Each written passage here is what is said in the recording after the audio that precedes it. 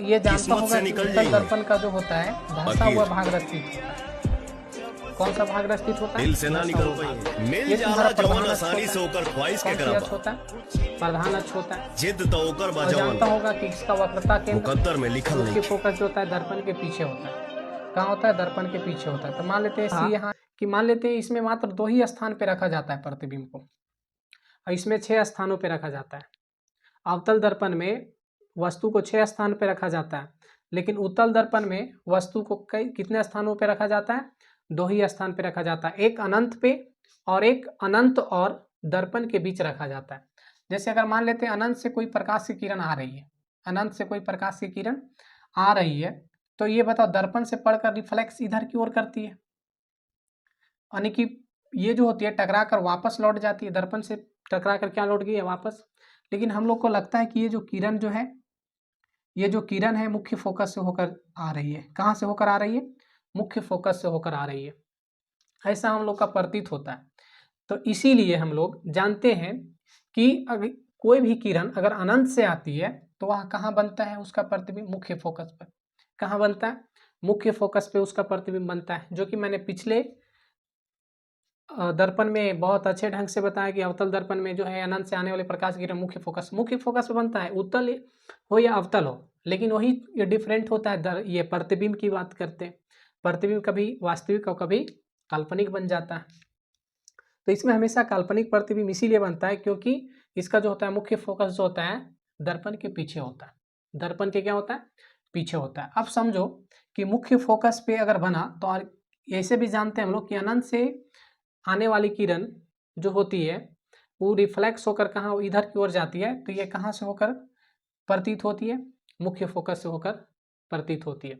अब जैसे अगर मान लेते हैं कि यहाँ से प्रतीत हुआ, तो यहाँ से अगर हम लोग दूरी नापते हैं कि एफ क्या होगी, यू क्या होगी और भी क्या होगी, ठीक है, और एच ओ क्या होगा और एच आई क्या होगा, तो ध्यान से समझना, कोई दिक्कत नहीं होगा।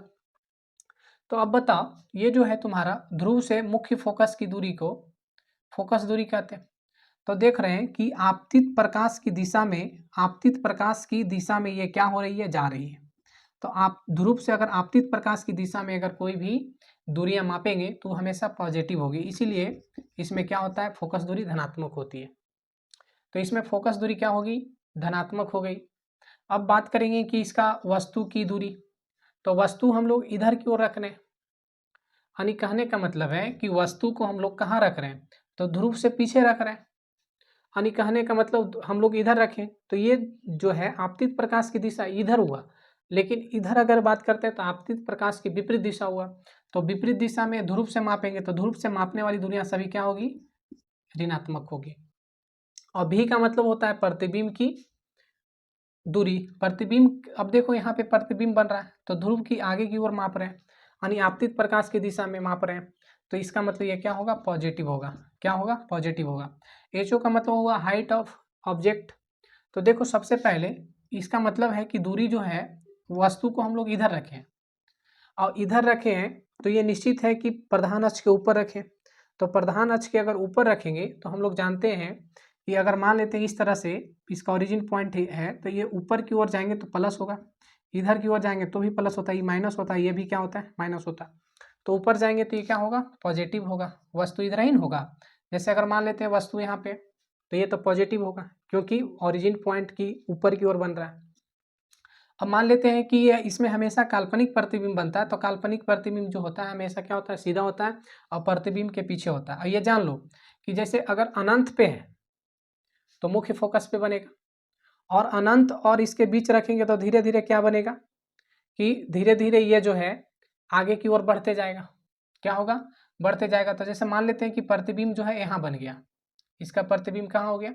यहाँ बन गया। अगर इसका प्रतिबिंब जो होगा हमेशा जो होगा कि आपतित प्रकाश की दिशा में होगा, तो आपतित प्रकाश की दिशा में होगा तो ये हमेशा क्या होगा? पॉजिटिव होगा। क्या होगा? पॉजिटिव होगा, ये ध्यान में रखना। तो इसमें इतना ही सारे बात को क्या करना है? ध्यान में रखना है। लेकिन इसमें 2 बात ध्यान में रखना है कि वास्तविक बनेगा तो भी माइनस होगा, काल्पनिक बनेगा तो भी प्लस होगा। काल्पनिक बनेगा तो दर्पण किधर बनेगा? और प्रकाश की विपरीत दिशा में, ये सॉरी, प्रकाश की दिशा में चला जाएगा, यानी आपतित प्रकाश की दिशा में चला जाएगा, तो आपतित प्रकाश की दिशा में सभी दूरियां धनात्मक होती है। ये भी बात ध्यान में रखना है। तो इतना ही सारे बात जो था हम लोग को क्या करना है, कॉपरेट करना है।